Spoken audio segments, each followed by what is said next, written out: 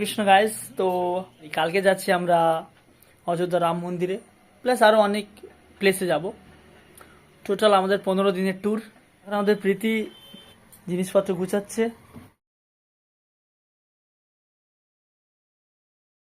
The next day. তো পরদিন আমরা মথুরাপুর থেকে ট্রেন ধরে চলে আসলাম শিয়ালদাতে, এবং ওখানে নিলাম দুটো ট্যাক্সি, কারণ আমরা 6 জন ছিলাম। তো তারপর আমরা কলকাতার অ্যাস্থেটিক ভিউ দর্শন করতে করতে যাচ্ছিলাম চিতপুর স্টেশনের দিকে।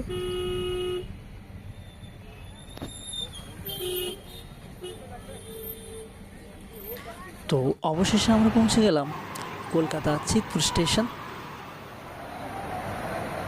তারপর আমাদের প্রচণ্ড জোরে খিদে পেয়েছিল, তাই চানামুড়ি বানিয়ে খাচ্ছিলাম। ট্রেনের অ্যানাউন্সমেন্ট হতেই আমরা চলে গেলাম 4 নম্বর প্ল্যাটফর্মে।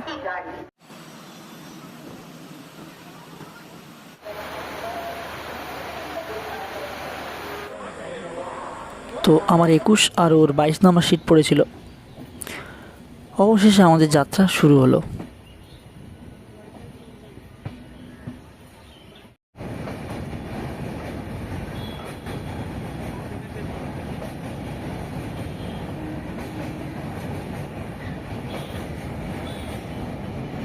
আমাদের প্রীতি হয়ে গেছে এখন 3 তলার লোক। আর এখানে আমাদের ফুচকা বাবু বসে আছে, প্রসাদের জন্য সবাই ওয়েট করছে। প্রচণ্ড জোরে সবার খিদে পেয়েছে। দেখুন দেখুন মাতাজির গল্পটা শুনুন। আমার উপর তলার লোক হয়ে গেছে, আমি মাঝের তলার লোক। মাতাজি এখন ঝাল দিয়ে মুড়ি খাচ্ছেন, একেবারে সেই লেভেলের মজা।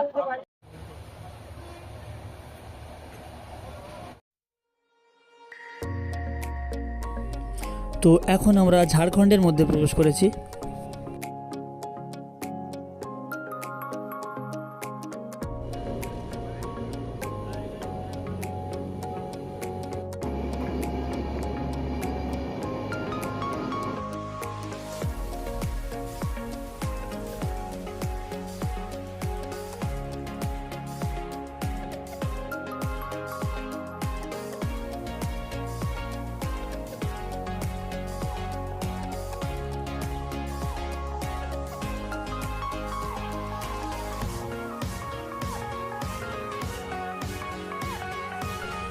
সো গাইস, এবার আপনারা কিছু পাহাড়ের ভিউ দেখতে পাবেন।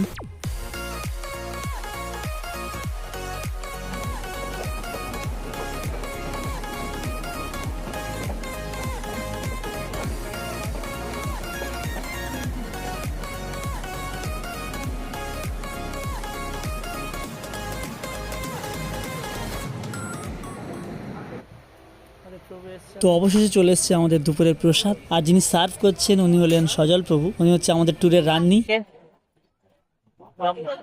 बहुत भूख लगी है हम लोगों को, लेट्स स्टार्ट। তো হঠাৎ করে বৃষ্টি শুরু হয়ে গেছিল।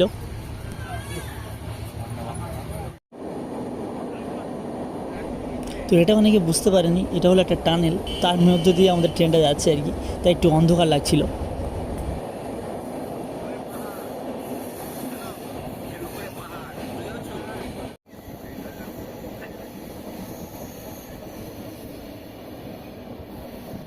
তো আপনারা যদি ঝাড়খণ্ডে কখনো আসেন তাহলে দেখতে পাবেন ঝাড়খণ্ডের অনেকটা জায়গা জুড়ে পাহাড় পর্বত এবং জঙ্গলে ভর্তি, খুব ভয়ানক লাগবে সেগুলো।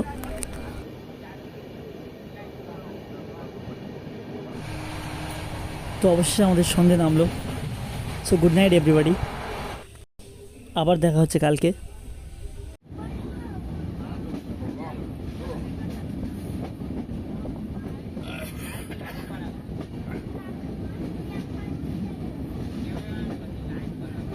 কান করে এসে গেছি। আরে কৃষ্ণ, এই তো এদিকে মোবাইল।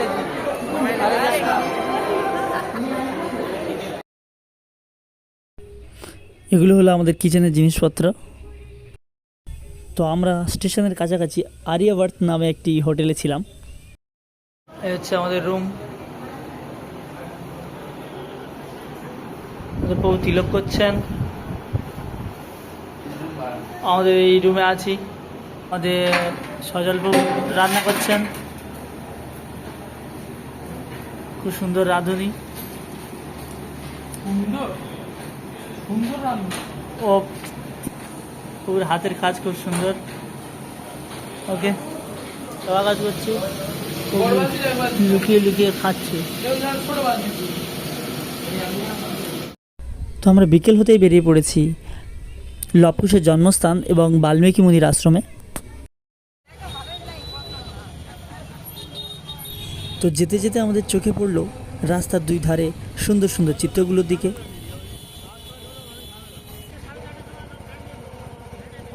অবশেষে আমরা পৌঁছে গেছি বাল্মীকি মুনির আশ্রমে।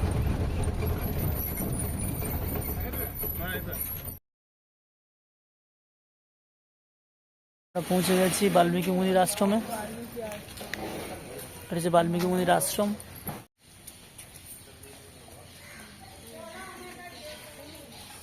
তো এটা হলো লবকুশের জন্মস্থান, হিন্দিতে লেখা আছে এখানে দেখতে পাচ্ছেন। টোটালটা বাল্মীকি মুনির আশ্রম। এই জায়গার মধ্যে হনুমানকে বেঁধে রেখেছিল, এর ভিতরে। উপরে উঠছি, সেই ভিউ আপনাদের দেখাবো। লবকুশ হনুমানকে বেঁধে রেখেছিল, তো সেই লীলাটি এখানে দেখানো হয়েছে।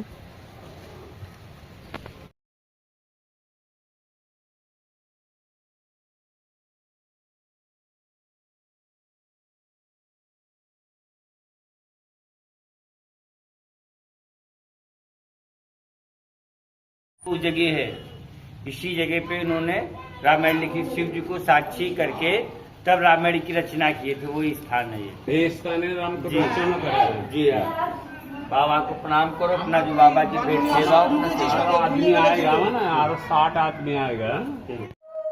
তো ওই প্রভুজি বললেন যে এই স্থানে বাল্মীকি মুনি রামায়ণ রচনা করেছিলেন। এটা হলো একটি শিব মন্দির, যেখানে আমরা পরিক্রমা করছিলাম। এটা হলো বাল্মীকি মুনির পাদুকা। এই মন্দিরের বাম দিকে রয়েছে হনুমানজির মন্দির।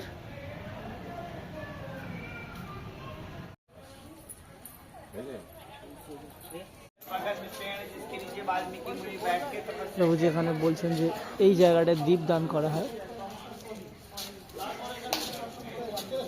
এখানে মন্দিরকে নতুনভাবে রং করে সুন্দর করে আরো ভালোভাবে তৈরি করা হচ্ছে। আমাদের সব ভক্তরা চলে এসেছেন।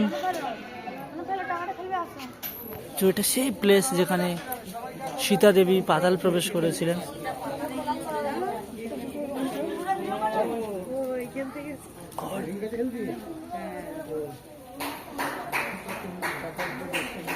রান্নাঘর মনে হয় तब इनके शरीर पे दीमक लग गई थी, बामी बन गई थी, तब से इनका नाम पड़ा था वाल्मीकि। पहले इनका नाम था रत्नाकर दस्यु, और उस समय इस जंगल का नाम था उत्पला अरण्यवन। इसी जंगल में ये अपना चोरी और बदमाशी का काम करते थे। तब सप्तऋषि भगवान मिले, तब उन्होंने इनको ज्ञान और बुद्धि दिया, तो इनको राम नाम का मंत्र दिया। तो राम नहीं कह पाते थे, मरा मरा का जाप किए थे, तो इसी के नीचे बैठ कर उन्होंने मरा मरा का जाप किया था। इस पेड़ का नाम है पीलू। बाजरे के जैसा दाना होता है, अंगूर जैसा मीठा फल होता है, मार्च अप्रैल में खाने को मिलता है। और इस पेड़ की ये विशेषता है, जैसे हम अपने पुराने कपड़े को उतारते हुए नए पहनते हैं ना, इसी प्रकार से आप ध्यान से पेड़ी को देखिएगा। ये ऊपर का पूरा पेड़ देखिए आपका खत्म हो रहा है, अंदर देखो न्यू पेड़ तैयार हो रहा है, अंदर पेड़ नया तैयार हो जाएगा। और कभी भी आपको इसमें पतझड़ नहीं मिलेगा, चाहे जब आप आइए ऐसे ही आपको हरा पेड़ मिलेगा। इस पेड़ का नाम है पीलू। हाँ, यही एक ओरिजिनल चीज है जो सीता जी और वाल्मीकि मुनि के समय की चीज आपके समक्ष है। बाकी ये जो बिल्डिंग स्थान आप देख रहे हो, एक बार नहीं कई बार रिपेयर हुआ, कई बार रिन्यू हुआ है। समय युग के हिसाब से जब जीर्णोद्धार होता रहता है। लेकिन ये पीलू का वृक्ष है जो ये ओरिजिनल है। पिल्लू को बेचा है। फल होता है छोटा छोटा। হচ্ছে পিলু গাছ। বাকি বর্ণনা প্রভুজি এখন করলেন হিন্দি থেকে। তো প্রভুজি হিন্দিতে বর্ণনা করছিলেন যে দস্যু রত্নাকর এই গাছের নিচে তিনি রাম বলতে পারতেন না, তাই মরা মরা বলে জপ করতেন এবং 10,000 বছর তিনি তপস্যা করার পরে তিনি সিদ্ধিলাভ করেছিলেন। ভয়ানক দেখতে এই গাছ। এটা হলো সেই প্লেস যেখানে লব এবং কুশ জন্মগ্রহণ করেছিলেন। জন্মস্থান মন্দির।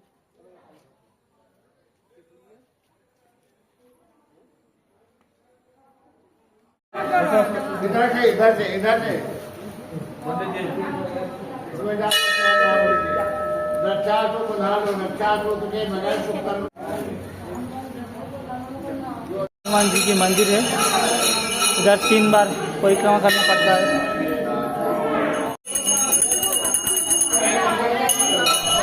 তো আমরা এখন বাল্মীকি মুনির মেন আশ্রমে প্রবেশ করছি, যেখানে গুরুকুলের বাচ্চাদের শিক্ষা দেওয়া হয়। তো আশ্রমে আমরা প্রবেশ করছি।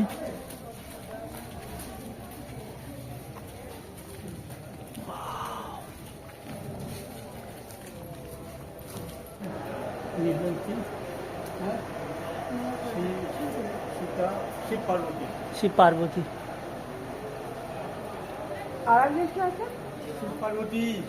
আর সরস্বতী বিনা হাতে। আর রাম সীতা লক্ষ্মণ বিরাজমান।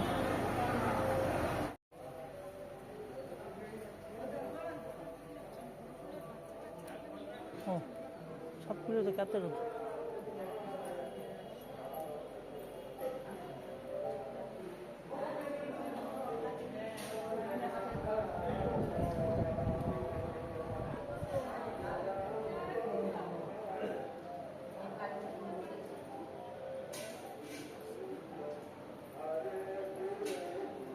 দেখুন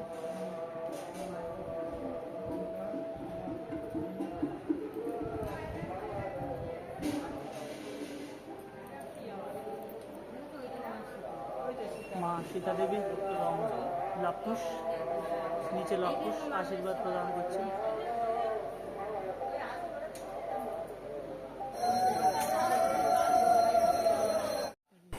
আমরা এখন যাচ্ছি ব্রহ্মবৈবর্ত ঘাট, যেখানে ব্রহ্মা জলের নিচে তপস্যা করেছিলেন এবং শতরূপা ও মনুর জন্ম হয়েছিল এখানে।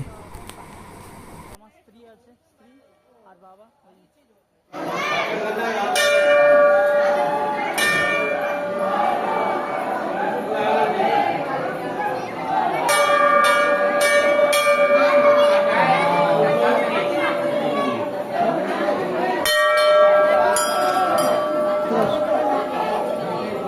বাল্মীকি নদীর ঘাট।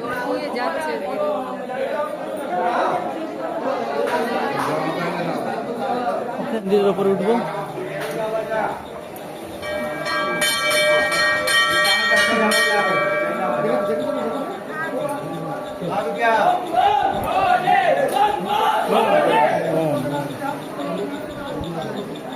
ওপর থেকে ভিউটি দেখো, দিদি ওখানে দাঁড়িয়ে আছে, সব ভক্তরা এখানে গঙ্গা জল ছড়াচ্ছে মাথায়।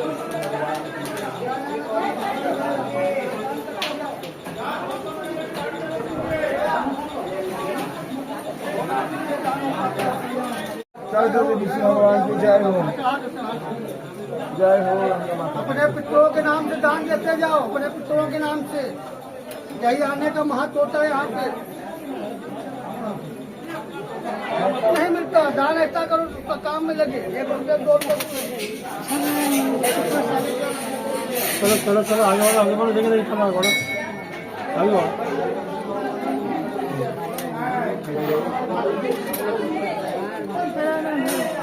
वीडियो करते रहो। गंगा देवी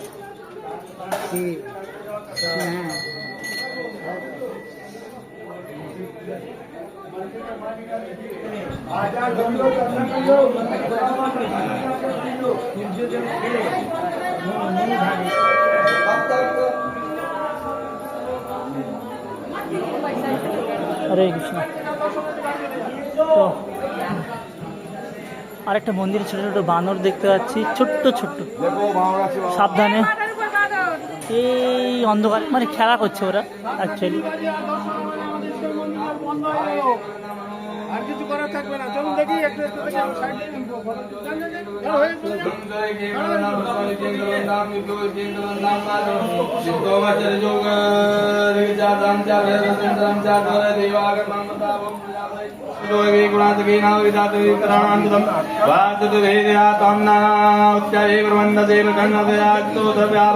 इंद्रो विश्वस्य राजते तन्नो वस्तु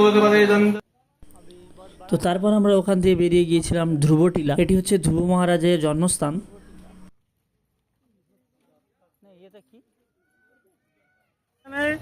যে রাজধানী ছিল না, উত্থানপাদ রাজার রাজধানী এটা।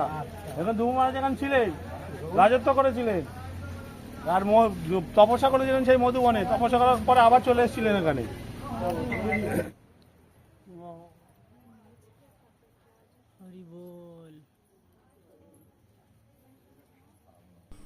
তো এখন যেটা আপনারা দর্শন করছেন সেটি হচ্ছে ধ্রুবটিলা। ধ্রুব মহারাজের ছোট্ট একটি বিগ্রহ আছে এখানে।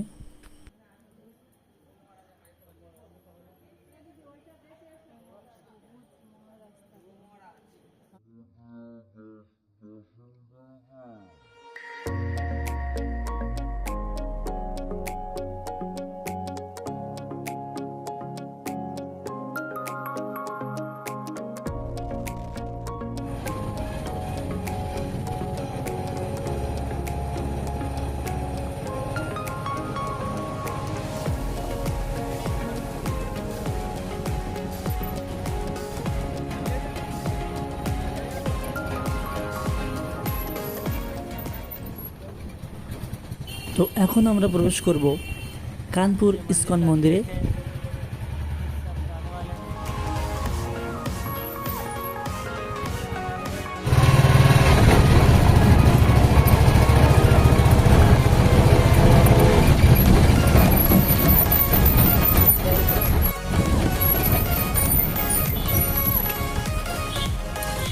অ্যাকচুয়ালি আমরা যে টাইমে মন্দিরে এসেছিলাম সেটা একদম লাস্ট মোমেন্ট ছিল, তো তারপরে মন্দির বন্ধ হয়ে যেত।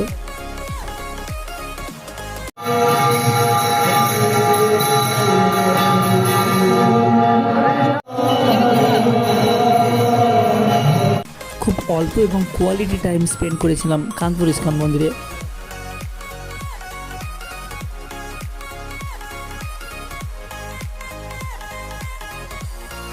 গাইস, তো এখানে ভিডিও শেষ নয়, কারণ আরও অনেক ভিডিও রয়েছে, অনেক জায়গায় গিয়েছি আমরা ঘুরতে। তো একটা ভিডিওর মধ্যে সব কিছু কভার করা যায়নি, তো আরও ব্লগ আসতে চলেছে। কৃপা করে আমাকে সাপোর্ট করবেন এবং ভিডিওতে কমেন্ট করবেন কোন জায়গাগুলো আপনাদের ভালো লেগেছে। Good bye.